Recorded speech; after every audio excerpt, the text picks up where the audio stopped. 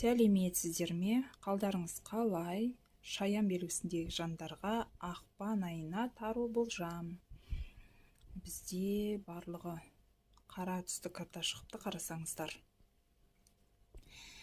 Дьявол, старший аркан, қандай да бір мәселенің, істің, жұмыстың нелегальный жолмен шешілуі. Яғни жұмысқа орналасайын деп жатсаңыз, бір істі аяқтау керек болса, біреуге ақша беру, ақша алу, бір мәселені солай шешесіз. Қандай да болмасын, ақшамен байланысты шешіледі. Бұл іс жаңағы левый ақша беру, ақша алу, не болмаса бір жасырын жасау бұл істі. Қандай да болмасын мәселеңіз, мысалы бір